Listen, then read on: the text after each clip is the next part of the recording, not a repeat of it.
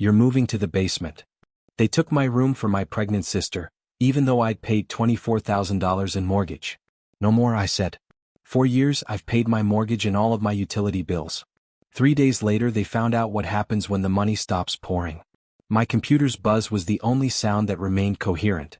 It was a clear, steady thrum, the sound of logic and order, of ones and zeros forming worlds on a beautiful screen. I turned my childhood bedroom into a remote workplace where I could create and solve problems. At the age of 22, I was a senior software developer, the kind of success story my parents liked to share with their friends. But outside this door, the code had become garbled. The logic had broken down. Outside this door, I was just Daniel, the dependable younger son, the human ATM, the silent pillar holding up a house that was silently falling. The door creaked open and the smells of pot roast and stress filled the room. My mother, Sharon, was holding a plate with a slice of apple pie. Her grin was warm and rehearsed, the kind she used when she wanted to request anything. "You work so hard, sweetie," she said, setting the dish at the corner of my desk, dangerously close to a stack of technical books. "I don't know how you stare at that screen all day." "It's how the sausage is made, Mom," I said with a tired smile. I'd been debugging a critical flaw for the last 6 hours, and my brain felt like scrambled eggs. She stroked my hair back, a touch from my childhood that now felt like a forewarning. "We're so proud of you. You know that, right?" "I know, Mom." Her touch remained on my shoulder. "Listen, honey. I know it's a bad time, but I was just going over the grocery receipts, and things are just so much more expensive this month. I'm short about $200 for the big shop this weekend." I did not look at her. I simply kept my eyes fixed on the screen and my fingers hovering over the keyboard. When I spotted the bags, I realized she had just finished a big shop 3 days ago. I also knew my father, Mark, had been talking about getting a new set of golf equipment. I didn't mention any of that. I merely nodded, took my phone off its stand, and opened my banking app. "No problem," I said softly, my thumb tapping the screen. "I'll send it over." "Oh, you're a lifesaver," she groaned, relieved instantly and completely. She leaned down and kissed my temple. "It's just what family does. We support each other." She picked up the empty coffee mug from my desk. "I'll get you a fresh cup." As she left, her signature phrase hung in the air. "It's just what family does." It served as the explanation for everything. It was the reason why half of the mortgage payment for this house, of which I wasn't even named on the deed, was set to be withdrawn automatically from my account each month. It explained why the energy, high-speed internet, and water bills were all in my name and paid in full. It was the reason I spent a huge chunk of my money last winter to fix a leaky roof after a storm, while my father complained about how contractors were thieves, and I quietly signed the bill. It was the reason I co-signed for my mother's car. And when the payments were tight, I simply took over completely. My chair's springs moaned as I leaned back. I justified everything with a simple, dangerous thought. It keeps the peace. My father was a proud man who couldn't take the thought of being labeled a failure. My mother was fragile and always concerned about her beauty. My efforts helped them maintain the image of a comfortable, secure middle-class life. It was my hidden present to them, which they never noticed and I never mentioned. The front door slammed shut, followed by the heavy stomp of boots across the hardwood floor. A second later, my door was pushed open without a knock. Rachel, my older sister, was 25 years old and exuded the unwarranted confidence of someone who had never faced a serious consequence. Her husband, Robert, trailed behind her, a lanky guy with troubled eyes that seemed to dim with each passing day. Rachel leaned against the doorframe, a smirk on her face. "Still saving the world with computer magic?" "Just paying the bills, Rachel," I responded in a softer tone than I intended. "Tough day," she said, running her fingers through her beautifully manicured hair. "Robert had a great interview with that logistics company. Nailed it. But the manager was a total jerk. Had it out for him from the start." Robert stood awkwardly behind her, blushing from shame. It was the same story as last month, only with a different corporate name. Rachel was a master at converting Robert's near misses into almost successes, continuously portraying him as a victim of a world that overlooked his abilities. Rachel and Robert had been staying with us for the past 6 months after losing their apartment when Robert was laid off from his previous job. What had started as a temporary arrangement had become permanent, with my parents treating them like honored guests rather than adults who needed to get back on their feet. She looked me up and down. "Hey, little brother, let me borrow $50. Robert and I are going out tonight to celebrate our news." Rachel and Robert had been married for 8 months when she announced her pregnancy. "Celebrate?" I asked, raising my eyebrows. "Or panic?" She scowled. Hey, be cool. It's a good thing. She entered the room, her voice lowering. Look, I'll pay you back when Robert gets on his feet. That was the oldest line in her book, a promise so worn and faded that it was obvious.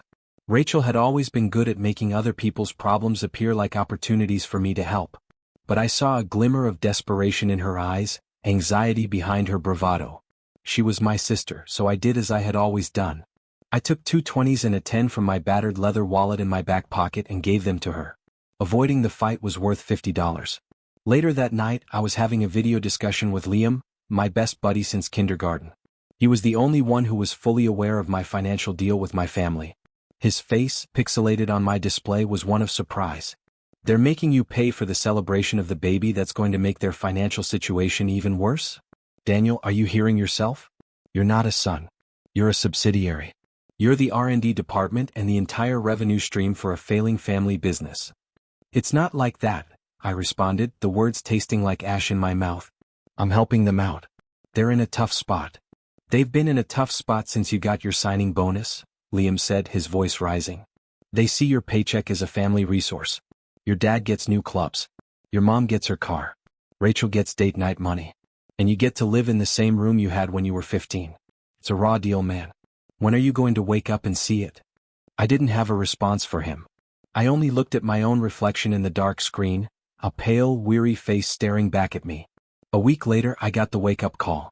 My parents and Rachel were excited about the wedding plans and the baby. The whole house vibrated with frantic intensity. During supper, my father cleared his throat, a sound that always indicated an impending proclamation. He smiled at Rachel, then at me. You know, with the baby coming and Rachel and Robert starting their new life together, we're all going to have to make some adjustments. Big changes are coming. He smashed his large proprietary hand against my shoulder. It's an exciting time. A time for family to really stick together. The word adjustment struck the pit of my stomach like a stone.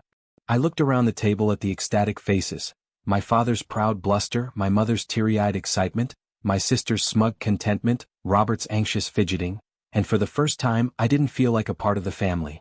I felt like a resource ready to be used. The family talk took place 2 days later. They sat me in the living room on the flowery sofa that had absorbed decades of unspoken anguish. My father took his usual armchair, the throne from which he issued his decrees. My mother sat on the edge of the ottoman, wringing her hands. It seemed more like a sentence than a conversation. Rachel sat beside my mother, one hand protectively resting on her little bump, while Robert hesitated awkwardly near the window. Daniel, my father began solemnly, your mother and I have been doing a lot of thinking about the future, about this family. He waved expansively as if to cover the very concept of kinship. Rachel and Robert need a proper start. A real bedroom to build their nest, to welcome our grandchild. I stayed silent, my heart racing slightly faster. I knew where this was going. So, he replied with a sarcastic grin. We have a wonderful solution. It's a way for you to make a real, meaningful contribution. We're going to move you down to the basement room.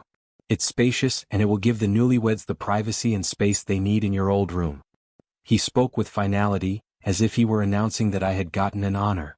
He was not inquiring. He was informing me of an already reached conclusion. The basement?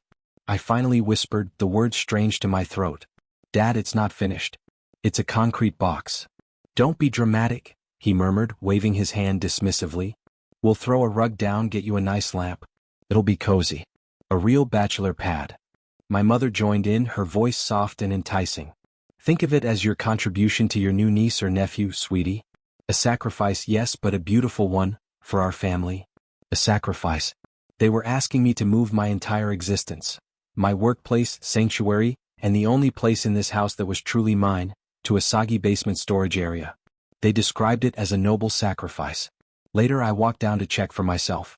I removed the old metal chain, revealing a single naked 60W bulb that projected lengthy, warped shadows over the room. The air was thick with the smell of mildew and cold ground. A large, spidery watermark appeared on the distant wall, resembling a ghostly map of last winter's flood. I could see the faint form of my father's old gym bench and my childhood bicycle, which had rusted. I ran my hand along the harsh concrete wall. It felt chilly and somewhat damp to the touch. A dead cricket lay coiled on the floor beside the ancient, roaring furnace. It was not a bachelor pad. It was a tomb. They wanted to include me in it. The next day I tried to reason with them again. I approached them in the kitchen when my mother was making coffee. "Look," I said, trying to keep my voice respectful and logical. "I understand you want to help Rachel. I want to help her too. But I can't work in the basement. My job requires a stable, secure, dry environment for thousands of dollars of computer equipment. I have multiple monitors, servers. I need the dedicated electrical circuits and the hardwired Ethernet connection in my room. The Wi-Fi doesn't even reach the basement." My father was reading the sports page at the table and did not glance up. "You'll figure it out. You're the smart one." "This isn't about being smart, Dad. It's about logistics. My job, the job that pays for the high-speed internet you want me to move away from, depends on the setup." "Oh, Daniel, don't make this so difficult," my mother grumbled, stepping away from the counter. Her look was one of weariness and despair. "You're making this all about you. Just think of the baby. Your sister needs this. Your sister needs this." The 4 words that have shaped my entire life. Rachel needed a new bike, so mine was passed down. Rachel needed tuition, therefore my allowance was decreased to cover it. Rachel needed something and Daniel provided it. But this time she only needed my dignity. That evening I overheard Rachel and Robert talking in the hallway. I was walking to the kitchen to get a glass of water when I overheard their hushed talk. "I don't know, Rachel," Robert replied, his tone oddly uneasy. "It feels kind of wrong. This is his room, you know. He works there." "Babe, be realistic," Rachel said, her voice crisp and sensible. "We need the space. We're having a baby. What are we supposed to do? Live in the basement? He's a single guy. He can manage. He's smart. He'll figure it out. Don't be soft about this. We need to think about our family now." He remained silent for a minute. Yeah, you're right." Hearing it from her, so open and honest, reaffirmed something in me. They didn't consider me a family member. I was an impediment, a resource to be utilized. And my sister, who should have been my ally, treated me as an irritation, while my brother-in-law, despite his reservations, was too weak to protect me when it mattered. The following day my phone vibrated. It was my Aunt Carol, my father's younger sister. She was the family's black sheep, having moved out of state and emphasizing honesty over appearances. "I heard the news," she said, her tone bland. "Your father called to tell me about Rachel's baby and the wonderful new living arrangements." I exhaled. "Yeah. Daniel," she said softly, "I'm just going to say this once. You have always been a good boy, a good son, a good brother. But sometimes being too good lets people forget your worth. They start to see your kindness not as a gift but as an expectation. Don't let them erase you." Her words struck like a depth charge, creating waves across 3 years of conditioned compliance. Don't let them erase you. They were seeking to erase my demands, space, and contributions, until only my function remained. That evening I received an email invitation to the annual Miller family reunion and barbecue. My father cornered me at the stairs. "Hey, champ," he exclaimed, thumping my back. "Somewhat too hard. At the reunion, I'm going to share the happy news with everyone about you helping out your sister. It'll be great. Show the whole family how we stick together." That was it. The point of no return. He meant to use my humiliation as a public demonstration of his own magnanimity. He intended to use me as a prop in his play about the caring parent. A cold, hard resolve settled in my chest. It wasn't hot or angry, just chillingly clear. I entered my room and closed the door. I wouldn't argue with him again in private. I would not plead my case. If he decided to make it public, then so would my reaction. I sat down at my workstation, the computer's hum creating a comfortable background. I logged onto my internet banking portal. I used a deliberate approach, month by month, year after year. I took screenshots of each mortgage payment transfer, branded Miller Mortgage. I captured screenshots of all utility payments made to the city's power and water departments. I found an email invoice for the $8,000 roof repair. I found the digital records for car payments. I saved each one to a secure folder on my phone, not for spite but to maintain my sanity. That was proof. Proof that I was not mad. Proof that my contributions were valid. Proof of my right to say no. I was no longer just reacting. I was prepared. He wanted to make a public declaration, which is great. I would have a public response prepared. The reunion day began bright and oppressively joyful. Our backyard, which was once a peaceful area of green, had been transformed into the ideal place for family activity. The air was thick with the smells of charcoal and freshly cut grass. Uncles I saw once a year laughed too loudly while grilling hamburgers, their beer bottles sweating in the afternoon heat. Aunts cooed over Rachel's early pregnancy and offered unsolicited advice on prenatal supplements and baby names. Children, sticky with watermelon juice, yelled and chased one another across the lawn. It was an excellent depiction of American family bliss, and I felt like a ghost in the frame. I walked through the crowd, a cold can of Coke in my hand, offering forced smiles and non-committal remarks. I felt my father's gaze from across the yard. He was in his element, holding court in front of the enormous new grill he bought last month, which I assumed was paid for by the money I gave my mother for property taxes. I took a seat near the ancient oak tree and sipped my drink while watching the performance. Rachel performed excellently as the pregnant mother, one hand protectively resting on her scarcely discernible abdomen and accepting congratulations with warm pride. Robert stood awkwardly behind her, collecting comments for which he appeared unwilling to take credit. My mother glided between groups like a social hummingbird, ensuring that everyone's plate was full and their drink was topped off. My father then banged a knife against his beer bottle. The sound cut through the joyous din. "Hey everyone, can I have your attention for a minute?" Conversations came to an end. Heads turned. This was his moment. He threw his arm around my mother and drew her closer. "As you all know, we have some wonderful news in the Miller family. My daughter Rachel and her husband Robert are going to be parents." A chorus of applause and whoops reverberated throughout the yard. He let it fade away, his grin widening. And in times like these, a family shows its true strength. It shows how we pull together, how we support ourselves. He scanned the crowd until his sight rested on me. He pointed at me with his bottle. "And I have never been prouder of my son Daniel, to help his sister and Robert get the best possible start. Daniel has graciously and with a full heart offered to give them his bedroom, and he'll be making a new space for himself in the basement." He looked at me like a ruler waiting for a bow from a loyal subject. That's the kind of man he is. That's the kind of family we are. Let's hear it for Daniel. A few people started clapping with appreciation on their cheeks. Rachel was beaming. My mom dabbed her eyes. A strange serenity washed over me. The background noise from the celebration subsided into a muffled roar. It seemed like I was seeing a movie about my own life. I took a slow breath. "Actually, Dad," I replied. My voice was not loud, but it was clear and consistent, and it echoed throughout the suddenly quiet yard. "I'm afraid there's been a misunderstanding." The clapping dwindled and then stopped. Every eye was on me now. My father's smile was fixed on his face. "I won't be giving up my room," I murmured, my gaze riveted on his. The silence that ensued was awful. Absolute. The only sound was the sizzle of hamburgers on the grill. My father's face, which had been beaming with delight, gradually darkened and color rose up his neck. "What did you just say?" he asked, his voice low and dangerous. Rachel approached with an incredulous expression. "Daniel, what is your problem? We talked about this. It's just for a little while." "My problem, Rachel," I began as I moved toward her, "is that my room is also my office. It's where I do the job that pays for." I never finished the phrase. My father moved faster than I'd seen him do in years. He closed the gap between us in 3 large steps. Before I could react, his arm swung back. The crunch of his open palm against my cheek was harsh and unpleasant, like a branch snapping. The hit jolted my jaw. My head snapped to one side. A collective gasp resonated throughout the audience. For a brief moment, the world was nothing but stinging heat on my face and a high-pitched ringing in my ears. I detected a slight coppery taste of blood where my teeth had cut into the inside of my cheek. My chest tightened as if someone had coiled barbed wire over my lungs. I softly turned back to face him. His chest heaved. His eyes were wild, filled with rage that I had never seen directed at me before. My mother let out a harsh shriek. I touched my cheek. It had already begun to swell.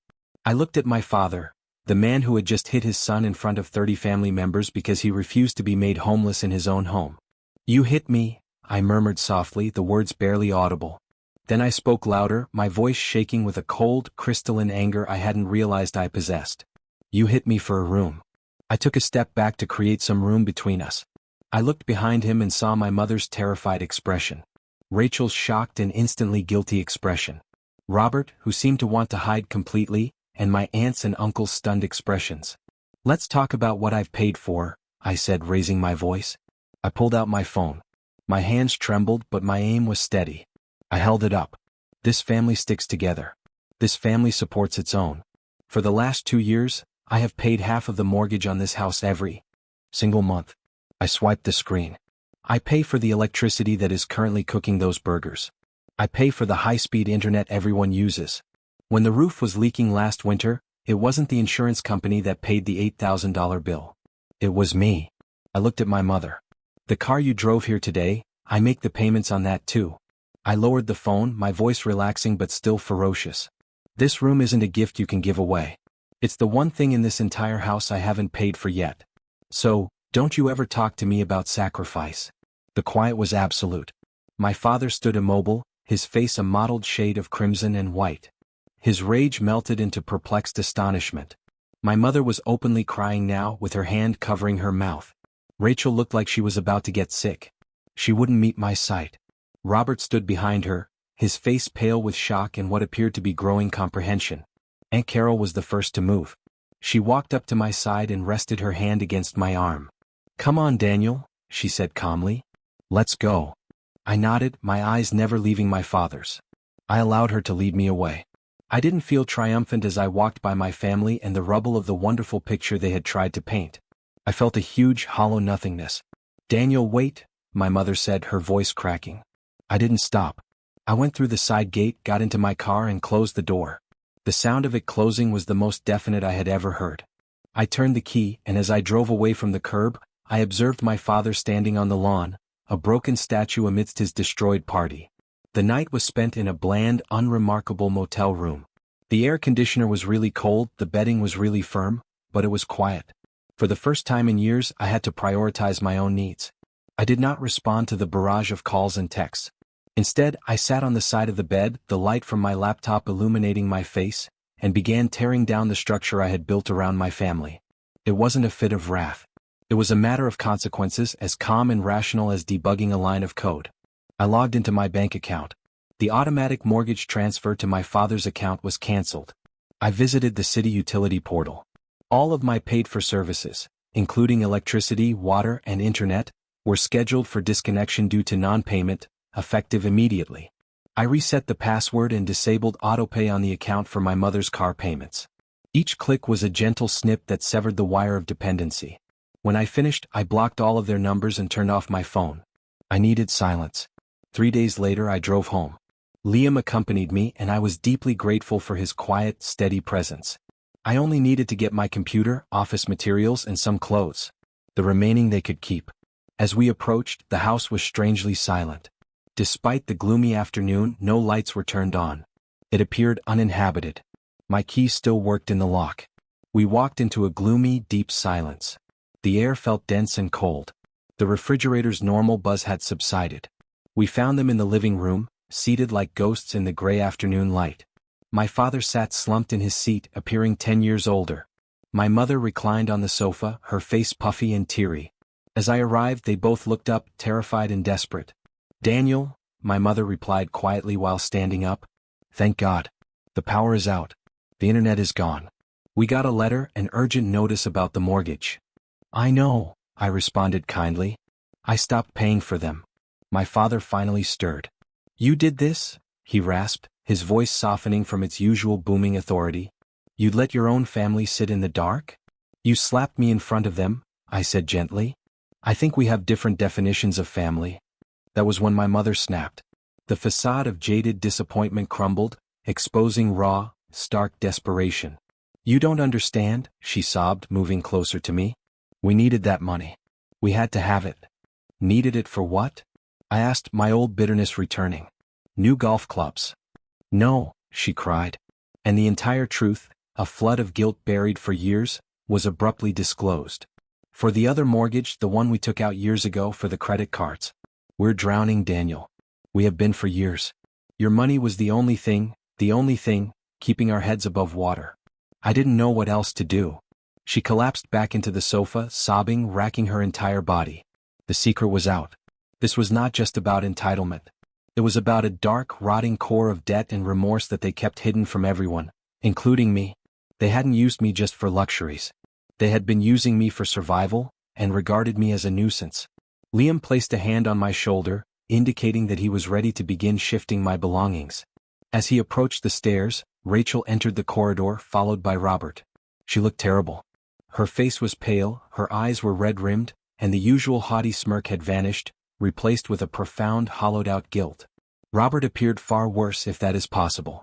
She stopped me before I could follow Liam. She didn't look at my parents. She just looked at me. Daniel, she said, barely speaking. I'm sorry. I waited without saying anything. When Dad slapped you and you said all that stuff about the bills? She shook her head, looking for words. I never knew. I took it all for granted. I thought Dad had it covered. Robert moved forward, his voice shaking. I tried to tell her it wasn't right taking your room, but He looked down at his hands. I was too much of a coward to speak up. I'm about to be a father, and I couldn't even stand up for what's right. Rachel's eyes filled with tears. I've been so jealous of you, Daniel. You have this great job. You have your life together, and I'm pregnant and scared, and Robert can't find work, so I went along with it. It was easier than admitting we were failures. I'm deeply sorry. It was the most honest thing I'd ever heard her say. She wasn't the golden kid at the time, but rather a fearful woman confronting the truth about herself. My parents were now adopting a different technique, urging me to simply turn the electricity back on so we could talk it out, and my father even offered me a compromise in which I could keep my room if I continued making payments. I shook my head, walked over to the coffee table and placed a business card there. This is a non-profit credit counselor, I explained. They can help you consolidate your debt and create a realistic budget. That's your first step. I then looked at Rachel and Robert. This is your wake-up call, I said, my voice serious but not harsh. Your child does not need you to succeed. They need you to be responsible.